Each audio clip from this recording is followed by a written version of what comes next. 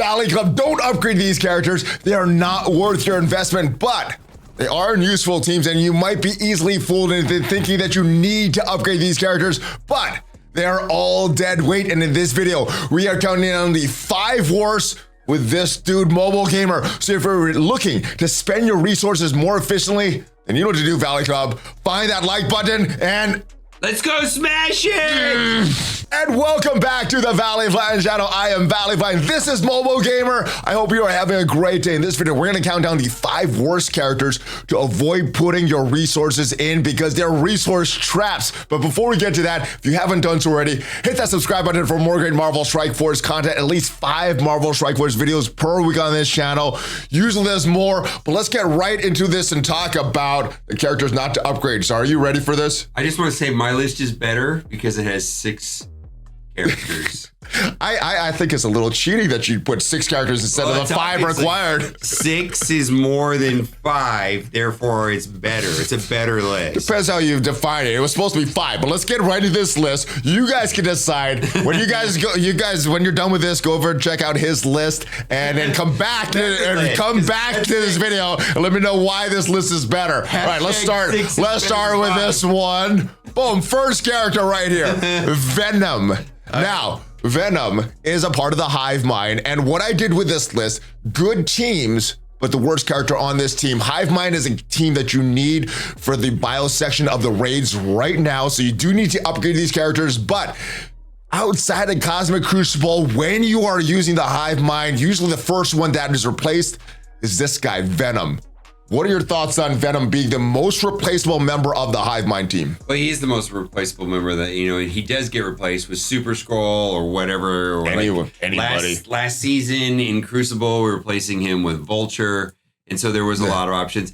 And the problem is that he's slow out of the gate and then his speed ramps up. And that's kind of sort of, if they get the, if Carnage passive procs, right? And the whole team is kind of contingent on somebody dropping into red, and so you have to drop somebody into red for this team to continue, and then you just win, right? Yeah. And so by the time he gets up and running, you've probably already won or lost, and that's why somebody faster, like, you know, like when last season in Calls of Crucible, it was usually Vulture. Yeah. Now sometimes they were using Super Skrull. That is starting off with Super Skrull this season, I think. Super Skrull is going to go quickly, and that's kind of how the team works. Yeah. So with like a lot of these characters, you do need to build these teams. This is a raid team, so you need to build it only as big as you need to complete whatever level you and your lines are doing. So once you get Venom to that level and you could beat these raids, stop investing in Venom because you're not really going to use him outside of Cosmic Crucible. Are you ready for the next one? I'm ready for the next one. All right. Next character is Sunspot. So kind of like the same situation with the Hive Mind. Extreme X-Men, very good for the raids. You need them for the raids. And I think in the raids, Sunspot is very valuable because of the charges he does. He gives the ability energy to the rest of the characters. But outside of the raids, when you're replacing members of the team, especially if we're just talking about the Extreme X-Men, usually the first one to go is going to be Sunspot. Gambit has the pings. Nightcrawler is one of the best characters. Forge does not get replaced because he could revive characters, and he has a bunch of stuff that he does there as well. So it's down to either Cyclops or Sunspot. I like the damage for Cyclops. Sunspot hardly ever does his ultimate, what I've found when I'm using him. So I just find him very replaceable. Cyclops sometimes does his ultimate, which is why I got the nod for Cyclops over Sunspot. What are your thoughts on Extreme X-Men, worst character on this team? Outside of the raids. You need them in raids, of course. So I mean, there is a case to be made to like having a weak Sunspot.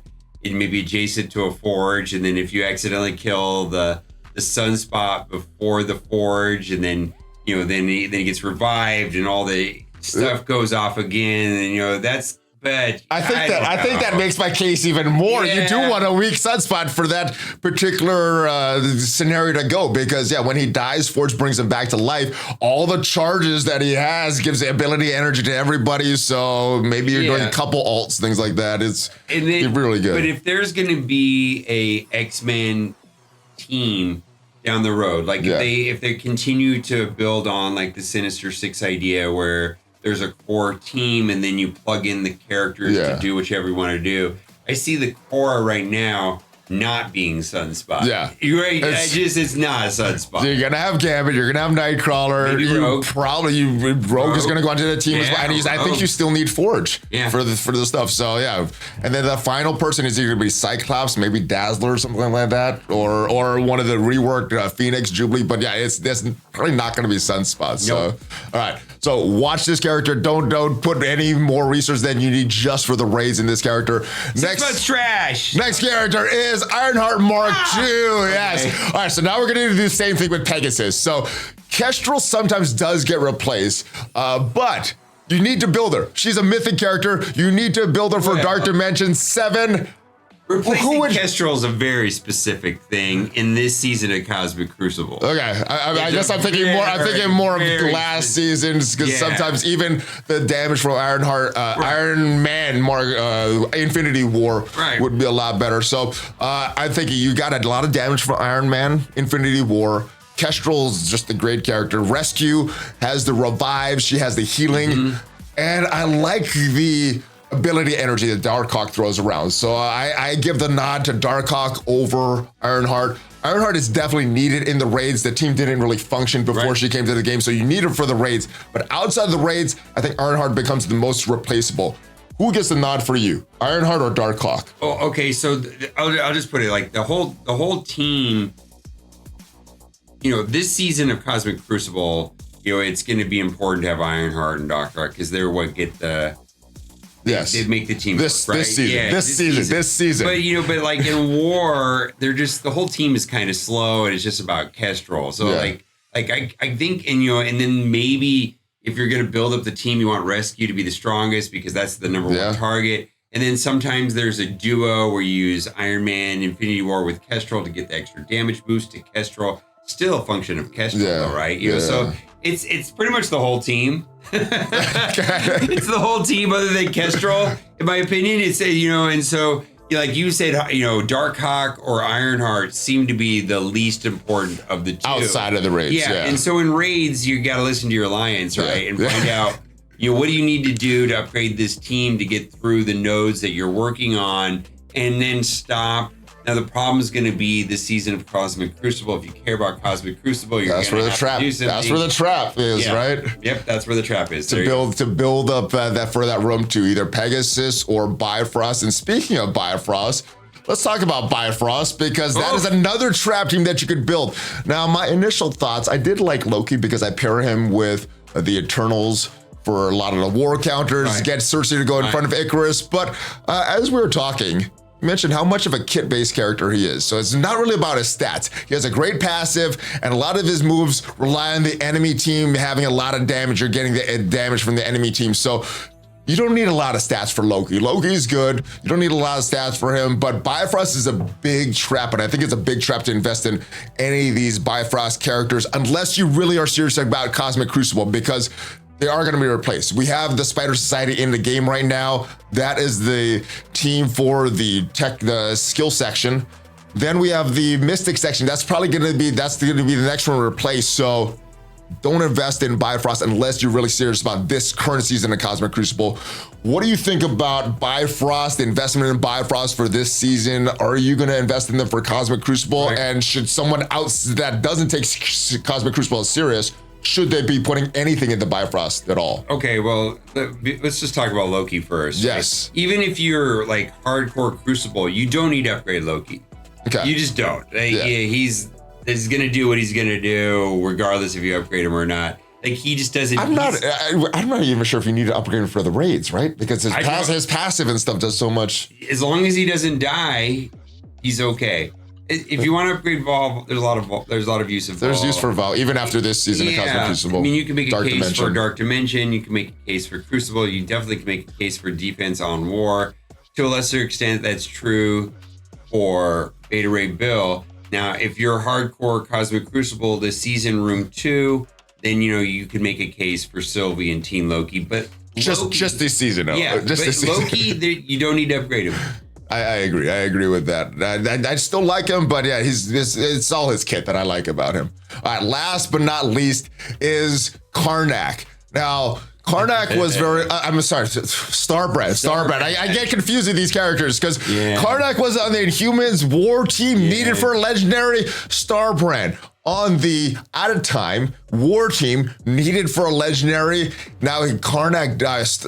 Starbrand does have a really good passive here. Gives all Starnak, health, damage, drain. That is all good stuff. But like, think about him. Even when he dies, they still get that health, that drain, all that stuff. So you don't need a big investment in Starbrand, is what I'm thinking. Both these characters are replaceable. Starbrand and Cosmic Ghost Rider. I went with Starbrand. Who do you think is the most replaceable on that out of time team? Oh, it's obviously this guy. The team is. The team is frustrating because it's going to be required for the next legendary, right? So you're going to have to upgrade them. If it's going to be a Scourge, then Scourges are leaderboards, right? Yeah. So it's like, well, how big, how many packs do you have to put on and get through? So then it's like whoever can get through the most, maybe then you have, it's competition, right? Hopefully that competition relies on Black Knight and not on Starbrand. Well, but then are you going to be able to compete with someone's 2-diamond G19 Black Knight? Because you're competing with other people, right? So it's a Black Knight. The whole team's about Black Knight. I don't even see this out of time team. Where we're in our wars. There's a way of beating it. So it's not even holding on defense in war. Someone did show me a screenshot yesterday of getting 15 defensive wins with out of time. Okay, and it's like, well, they must have not played alliance that knew the counter, right? There is a counter, right? And so the team itself, I know that.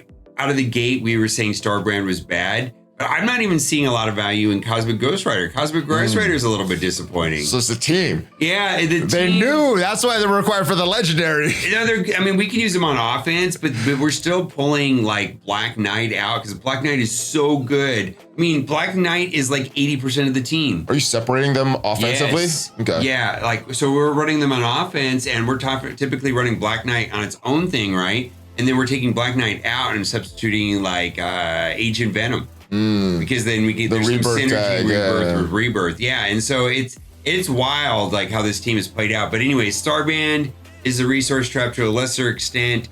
Cosmic Ghost Rider, dump everything you possibly can. I'll put a 6 on my list. Cosmic Ghost Rider is going to be number 6 on my list. No, but like Black Knight is like 80% of the team. Yeah. I mean. If you're counting Mephisto, Black Knight is easily 4th best character in the game, easily. And then there's a gap. Like the 3 best characters in the game outside of Mephisto is going to be Super Skrull, Apocalypse, Black Knight, and it's not even close after that, right? They're that strong. Those are the only characters that I'm wanting to upgrade right now for Dark Dimension 7.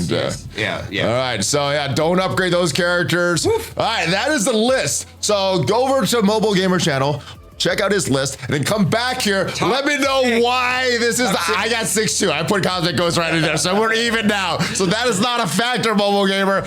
Thank you for this though. Thank you guys for watching. If this video did bring you some value, leave it a like. It's free and it helps out the channel. And if you want to check out what is the best thing to purchase in each store, check out the video up there and I'll see you guys next time. Have a great rest of your day. Are you ready for a live fist bump? Live reverse fist bump. ValleyFlyin, MobileGamer out. Have a great one, guys.